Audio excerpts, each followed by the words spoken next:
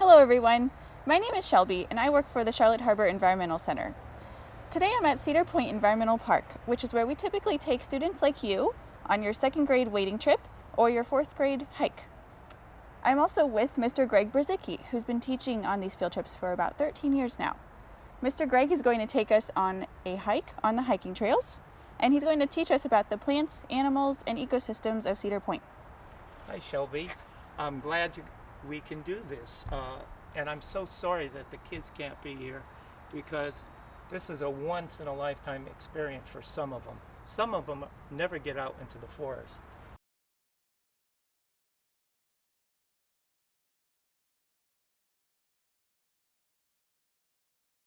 We have over here a beautiful park, and animals need to get food. We are so fortunate. We can go to Walmart, Winn-Dixie, Publix to buy our food. Animals are not so lucky. They have to find food. And all these kinds of bushes and plants have food for them. Each one is unique for each of the different animals. So we are so fortunate that they saved this 115 acres right in the middle of a city. And it's unbelievable the amount of animals we have here getting food.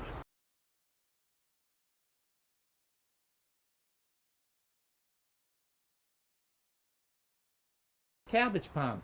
It has fruit on it. If you can see the little berries, food for animals. Oh, over here we have Muscadine grape. It's the only kind of grape that grows here in Florida. It's native, and it takes over a lot of the places. Muscadine grape has a berry that animals love to eat. If you want to have good berries and bigger grapes, you'd have to go to New York State or California. But those kind of grapes do not grow down here because it's too hot for them. And so this is adapted to grow here. Here, snuck in here, we have some coffee. That is coffee. It's not the kind of coffee you can drink, but it does have a berry, and certain animals eat it. Here we have, right here, this little white flower. That's Spanish needle. It has prickers on it. And how many of you have ever walked in the woods and you go down and you look and all over your pants there are these little prickers.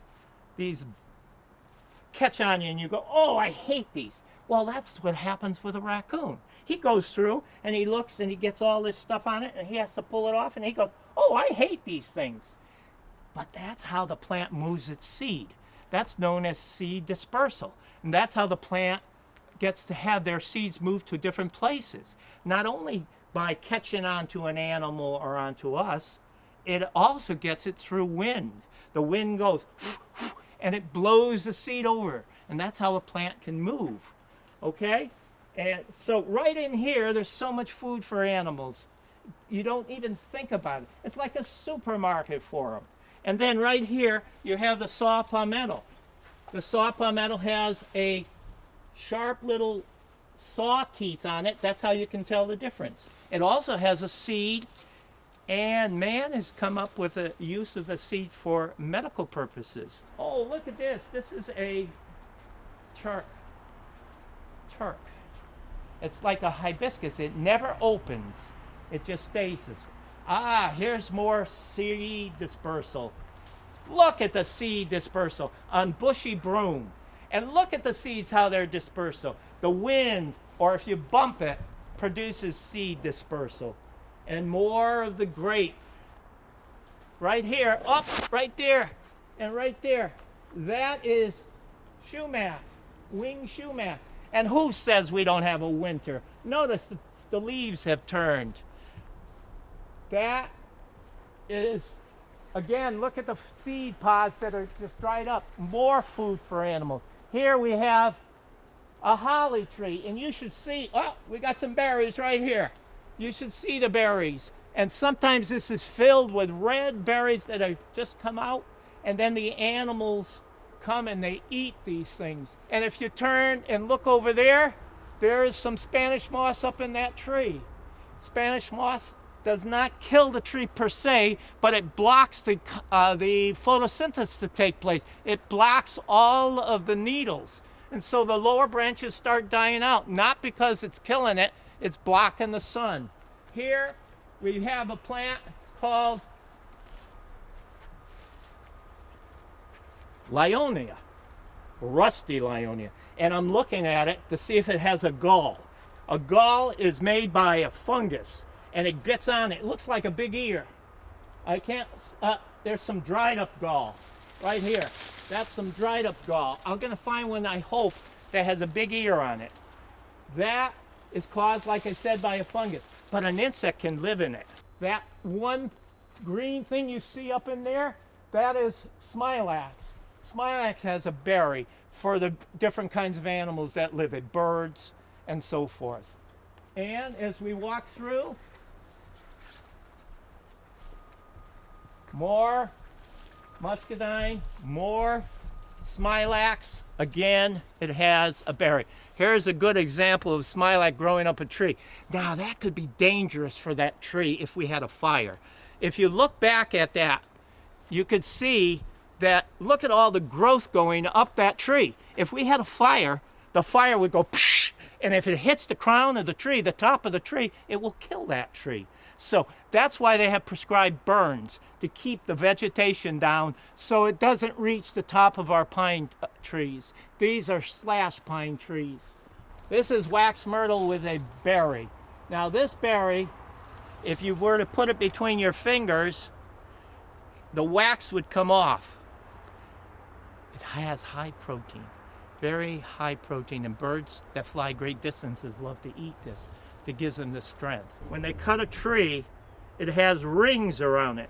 What does that ring indicate? Most of the time you'll tell me, well, it tells the year of the tree, and if you count the rings, how many years it is. But it also can give scientists some help, because if the rings are bigger, they know that year it was a wetter season and it grew better. And if it's narrower, that year it was a drier season. So they can go back, count, and estimate maybe 10, 15 years ago if it was dry, and they can look at the records to see if that was the correct. Here you have a leaf, that's poison ivy. Poison ivy can be very itchy on you. Please do not touch it. For me, I catch it and it gets all over me, and so I'm very careful not to go there. Also, if you happen to walk through it by chance, when you get home, make sure you take off your shoes and clothing and let it sit for a while, because you could get it off there. It makes you very uncomfortable. This is dog fennel. Now dog fennel, if you were to smell it, it smells good. Here, I'm gonna let Shelby smell it. Come over here. I'll put it near your nose. Smells like an herb. It Fennel. does. It does. Right here you see this stuff on the tree. It doesn't hurt the tree. It's called lichen. Lichen is a plant that has two kinds of things in it. It has algae and fungus. The algae makes the photosynthesis. The fungus holds the plant and it gives it its moisture. So when two plants live together for the common good of both, that is known as symbiotic or symbiosis. And now, how many of you have ever seen a picture of a rhino or a hippo? And on it, there's a bird. What's the bird doing? Oh yes, he's picking, he's eating. And the bird goes to the rhino, oh, I like this, you're giving me a free meal. And so when you have two animals living together for the common good of both, that is known as symbiotic or symbiosis. But not only does the animal, the rhino love the bird because the bird has good eyesight, and the rhino and the hippo have bad eyesight. So the bird goes squawk, squawk, squawk, and it warns the rhino or the hippo that there might be danger, like a crocodile in the distance. So the rhino loves the bird and the bird loves the animal.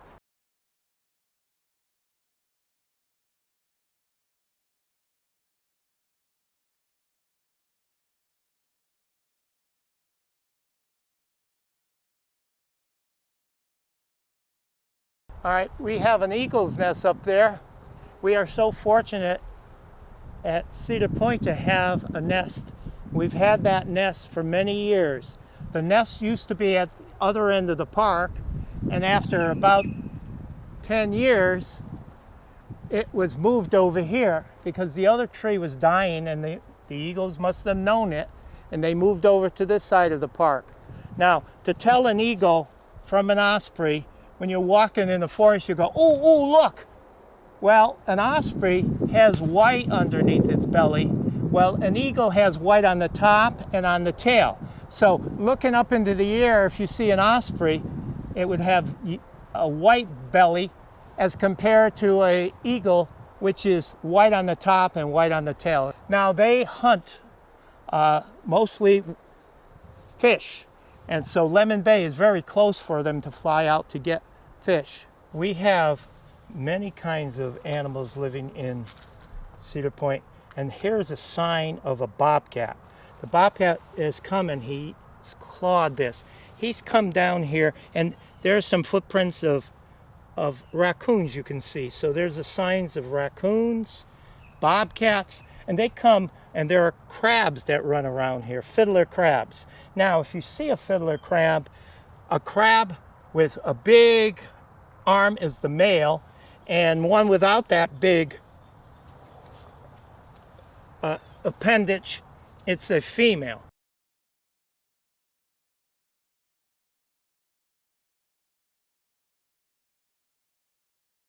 Sable palm is called a sable palm.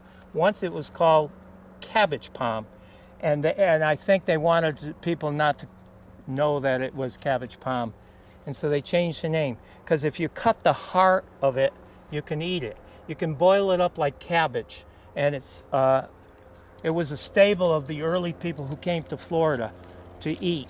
But if you cut it, you will kill it. So that's why people don't cut these trees anymore. Here we have a beautyberry. Beautyberry has a beautiful reddish kind of a seed. It's good for animals to eat. Again, animals look for berries to survive, and different kinds of animals eat different kinds of berries. Beautyberry. Of course, this is comes off of a tree, comes off of a pine tree. It's a pine cone. And when the squirrels do not have acorns to eat from the oak trees, they have to change and find other foods. And what they do is they eat pine cones. And here you see an example of a pine cone that was eaten. And it's like me. My favorite foods are lobster and steak. For a squirrel, their favorite food is acorns. But sometimes I have to eat hot dogs, and this would be like their hot dog that they're eating. Here you see a Florida cunty. The Florida cunty was a plant that was around the time of dinosaurs. This plant was living when dinosaurs were living, but it's very important for the Native Americans. The Calusa Indians in particular used this plant to get starch in their diet. They would take it and dig it up, take the roots, smash it, and make it into like a powder. Then they would boil it and take off the red stuff that was on there, and they would make it into a paste for their flour, and that was the way they got into their diet starch.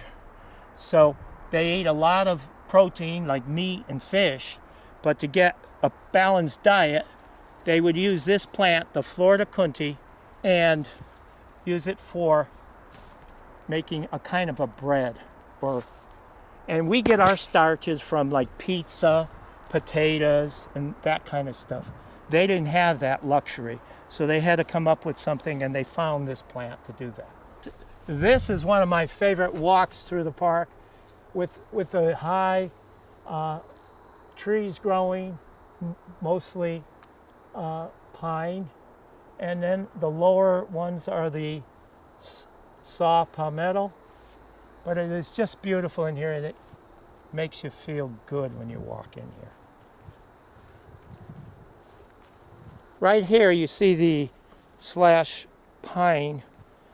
It had been in a fire, and this bark can withstand a fire. As long as the fire doesn't reach the crown of the tree, it will survive. And as you can see through here, there's a lot of trees that were in the fire. And a few of them, of course, probably that was an older one that broke. But here you see that the tree survived the fire.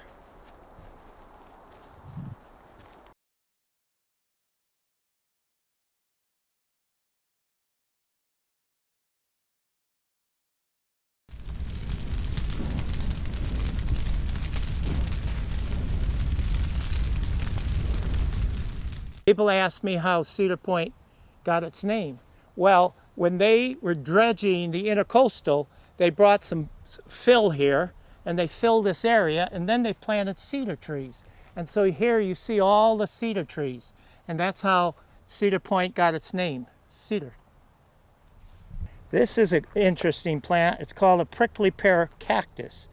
Now, if you were ever stranded in the forest, if you could get into the center without getting hurt on those prickers, you could suck on it and you could survive. It would help you survive to get moisture. But the gopher tortoise loves this plant. And I always wondered how he could eat it with all those prickers and those thorns sticking out. Anyways, the prickly pear cactus.